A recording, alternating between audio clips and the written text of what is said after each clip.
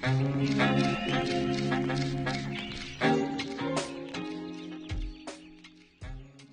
and welcome to the 21st edition of Le Verre à moitié plein, the optimistic podcast of sustainable tourism.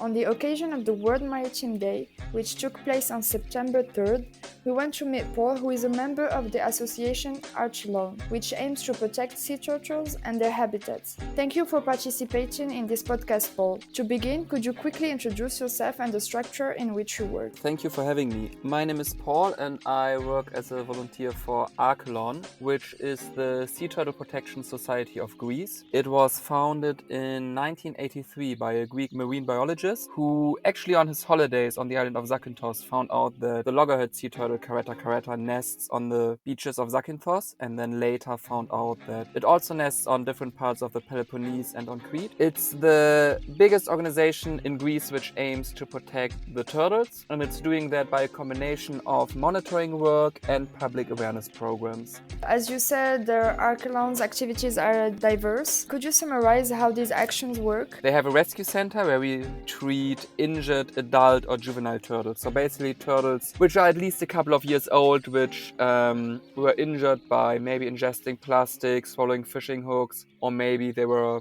hit by a propeller of a boat. These turtles get sent to the rescue center from all over Greece and other places in the Mediterranean. Every year we receive around 60 to 70 turtles in that rescue center. We habillate around 70% of them and release them back into their natural habitat, which is the ocean. Then we have the beach project, which only runs from around May to October. So the rescue center runs the entire year because the turtles need medication all year round. The beach projects only run around May until October. So in the beginning of May, we go to all the most important nesting beaches in Greece, which is the island of Zakynthos, and then also 3 sites on the island of Crete. And what we do is we walk the beach every single morning as soon as the sun gets up to check for the turtle activity from the night before. So in the month of May, June and July, we mostly find the tracks of the mother turtles. So in the morning, we find the tracks of the mother turtles which came onto the beach the night before. We check if they laid any eggs. And if they did lay eggs, we protect the eggs with a cage. Or if they were laid too close to the water, relocate them to a safer location further on the back of the beach so that the nest does not get inundated by a storm and high waves, for example. And then around 1.5 to 2 months later, the baby turtles are born. And before they are born, we place what we call shading. It's basically a fence around the nest, which is just open to the water. So it's kind of an alleyway so that the baby turtles are forced to walk to the water. Because usually when they come out during the night, they walk towards the brightest light, which should be the reflection of the moon and the stars on the surface of the ocean. Quite sadly, especially due to touristic development, there's a lot of artificial light, which is a lot brighter, which disturbs the hatchlings and can cause them to walk in the wrong direction. And then 10 days after the nest has hatched, we open the nest. So the natural hatching is over and we just open the nest to check how many babies were born, how many eggs were laid in general. If there's any weak babies left in the nest, we help them out. But that's mostly for data collection about the state of the population. And then we do public awareness work, which is basically a combination of informing both locals and especially tourists in hotels and at information stands about the turtles, about how tourists can help to not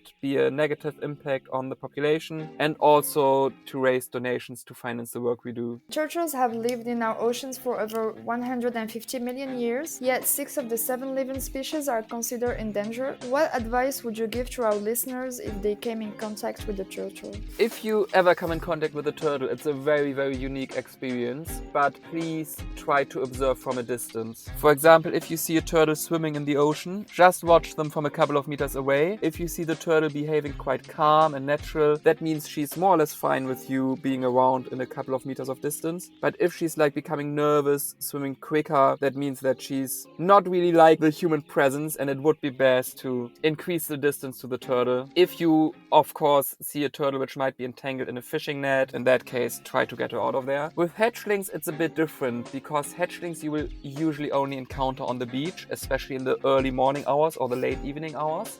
We in general ask people to not be on the beach at night if it's a turtle nesting beach, because it causes a lot more harm to the turtles than it benefits them, because they're quite small. It's very easy to step on them, and if you use lights or you walk around, the vibration of your footsteps can disturb them greatly. But if you see baby turtles on the beach in the morning or in the late evening, it's very important to not pick them up. They need to walk to the water on their own for two reasons. One reason is they need to strengthen their flippers and learn the coordination of their flipper movement in order to actually be able to swim once they've reached the water. And the second reason is that from the nest to the water helps the turtles imprinting the beach on which they are born on in their memory, so that as adults they'll be able to come back to the same beach, because with marine turtles they'll always try to come back to the beach on which they were born themselves in order to lay their nests. What you can do if you see baby turtles, especially if it's still hot or if it's getting hotter because it's the morning, to maybe hold a towel over them so that they're in the shade, wash away the hot sand in front of them so they don't have to walk over the boiling hot sand, and maybe carefully guide them by placing a towel or something similar behind them so that they don't walk to the back of the beach but rather towards the water. But all of that without direct contact, because we humans have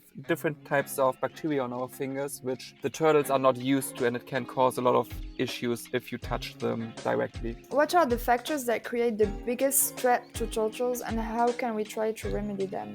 The biggest threats to turtles are all human caused. Fisheries is one of them. They get entangled in nets, they swallow fishing hooks, or they might even get attacked by fishermen if they find them entangled in their nets, because fishermen might think that they steal their fish or they destroy their nets. That's why we work very closely together with fishermen, try to inform them that turtles actually do not hunt fish, and how to most safely remove them from nets without destroying the nets. So if you eat fish, try to eat fish from sustainable fisheries. Another big threat is plastic, especially plastic in the sea. Plastic bags, for example, look in the sea very similar to jellyfish, and jellyfish is one of the main food sources of the sea turtles. A lot of sea turtles actually ingest plastic bags or microplastic on accident, which can block their stomach, causes a great damage to them, and can even kill them. I mean, that doesn't only go for if you're at a turtle nesting beach. That should be an advice for every single person at every given moment. Try to reduce use of plastic articles as much as possible, and if you use them, don't just throw them at the side of the road or on the beach. Try to recycle them or place them in a bin.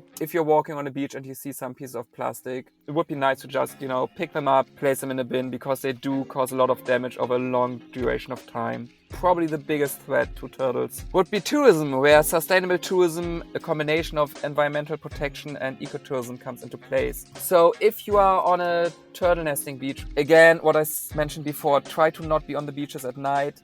It's not just about the hatchlings. The mother turtles, they'll also not come on the beaches if they see humans on the beaches. Where tourists can play a key role in the conservation of turtles is in direct contact with their tour guides or their tourist representatives, or even their hotel managers, by asking the hotels they're staying in to reduce all light sources which are facing the beach directly if it's a turtle nesting beach, and also to ask the hotels to stack beach furniture. So for example, sunbeds, gazebos. It would be ideal if that would be stacked during the night to make as much room for the turtles as possible, because if a mother turtle comes out of the water during the night and the entire beach is filled with sunbeds, she bumps into the sunbeds, she gets scared, and she walks back into the ocean.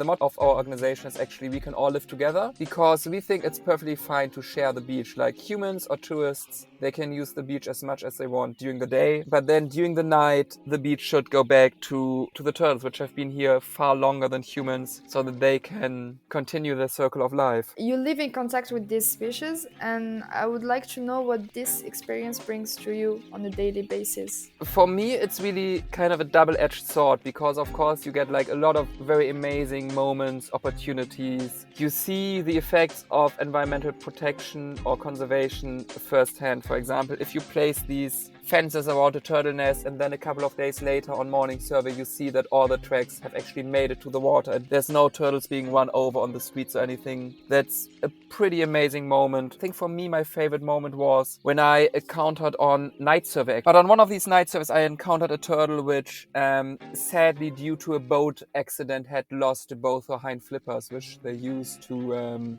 dig the egg chamber. So what I managed to do was to sneak behind her, and whenever she tried to dig with her little stumps, I'd like dig with my hand. After around 25-30 minutes, she accepted the egg chamber I dug for her, but then she laid around 120 eggs in the egg chamber, and that was for me one of the best moments. Thank you very much, Paul, for sharing all this knowledge with us and for allowing us to travel for a while. Thanks to you, faithful listeners, and thank you for your feedback. They push us to offer you more and more contents. I hope that this meeting has allowed you to become aware of the importance of the protection of the maritime environment. If you have any questions, do not hesitate to put them in the comments. I wish you a wonderful day, and while waiting for the next episode, n'oubliez pas de voir le verre à moitié plein.